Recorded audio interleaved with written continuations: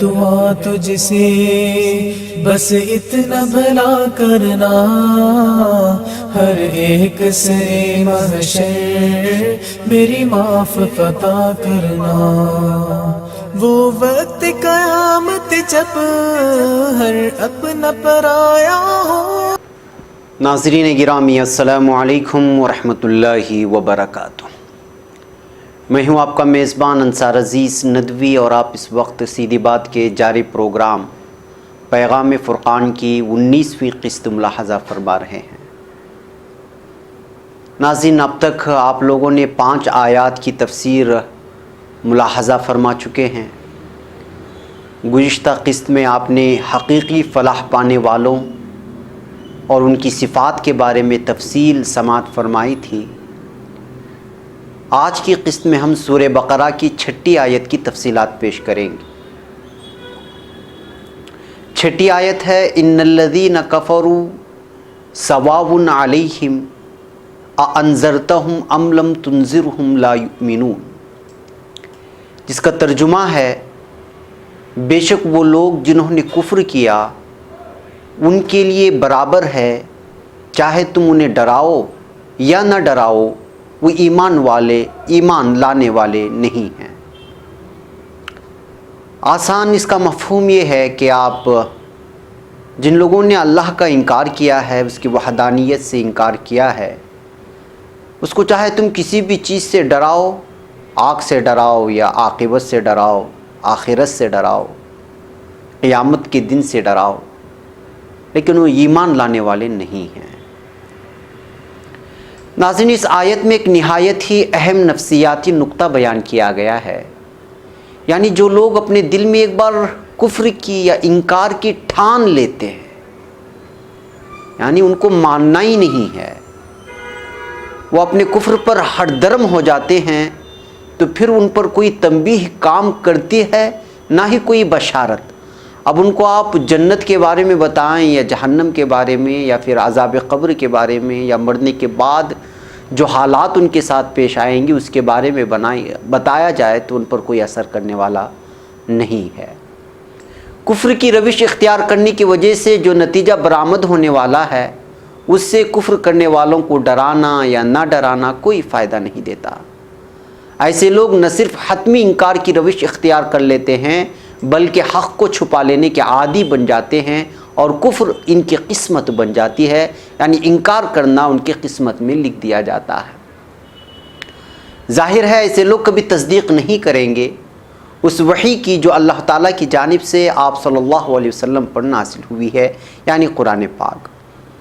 اسی ذہنیت کا مظاہرہ ہمیں 10ویں سورت سورہ یونس کی 96 اور 97 آیت میں بھی دیکھنے کو ملتا ہے، جس میں کہا گیا ہے، ان الذین حقت علیہم کلمۃ ربک لا یؤمنون ولو جاءتہم کل آیۃ حتی یروا العذاب العلیم، یعنی جن لوگوں پر اللہ کی بات حق ثابت ہو چکی ہے وہ کبھی ایمان نہیں لائیں گے، اگرچہ اللہ کی تمام تر نشانیاں دیکھ لیں، حتیٰ کہ دردناک عذاب بھی ان کی نگاہوں کے سامنے آیا ہو جائے، تب بھی وہ لوگ ایمان نہیں لائیں گے۔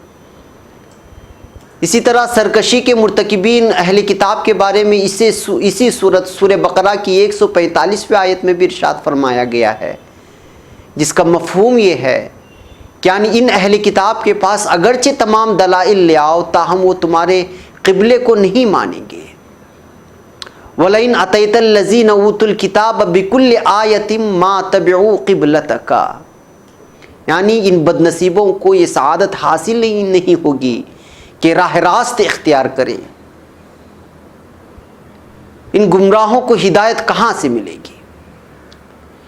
تو اے نبی صلی اللہ علیہ وسلم ان پر افسوس نہ کریں، آپ کا کام تو صرف رسالت کا فریضہ انجام دینا ہے، یعنی جو کچھ بھی آپ پر وحی کی جاتی ہے اسے بس پہنچا دینا ہے۔ ماننے والے خوش نصیب ہوں گے اور وہ مالا مال ہو جائیں گے، اور اگر کوئی نہ مانے تو نہ صحیح، آپ کا تو فرض ادا ہو گیا ہے۔ رہے کافر تو ہم خود ان سے نمٹ لیں گے، آپ صرف اور صرف ڈرانے والے ہیں، ہر چیز پر اللہ تعالیٰ ہی وکیل ہے۔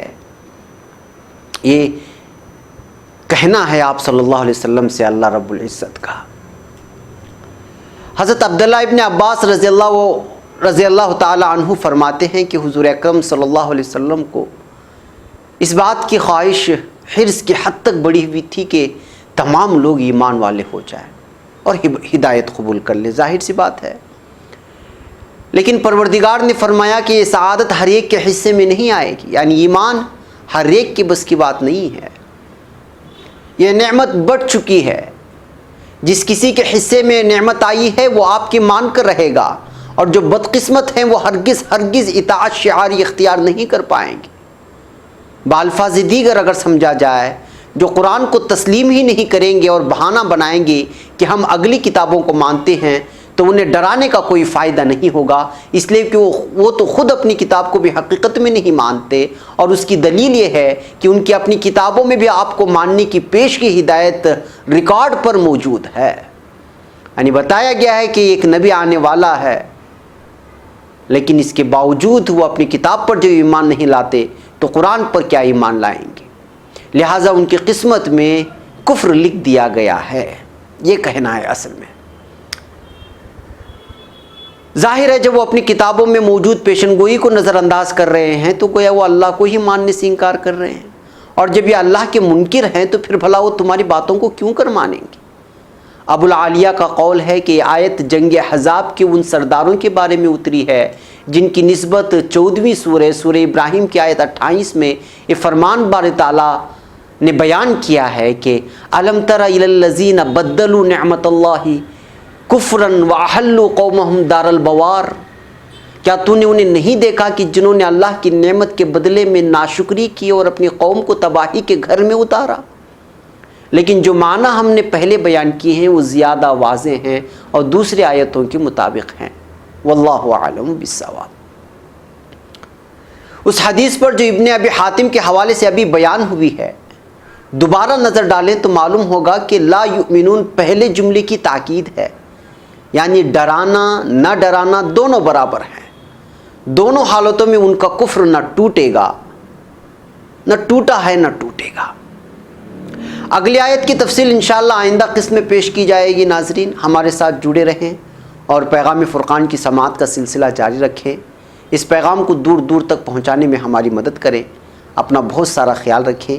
ان معلومات سے اپنے احباب و رشتہ داروں کو بھی مستفید ہونے کا موقع فراہم کرتے رہیں. یہاں پر اپنے میزبان کو اجازت دیں. اگلے ہفتے پھر انشاءاللہ آگے کی آیت کی تفسیر لے کر کے ہم آپ کے سامنے حاضر ہوں گے. السلام علیکم ورحمۃ اللہ وبرکاتہ.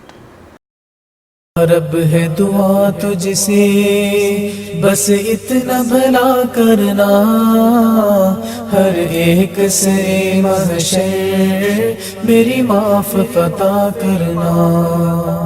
وہ وقت قیامت جب ہر اپنا پرایا ہو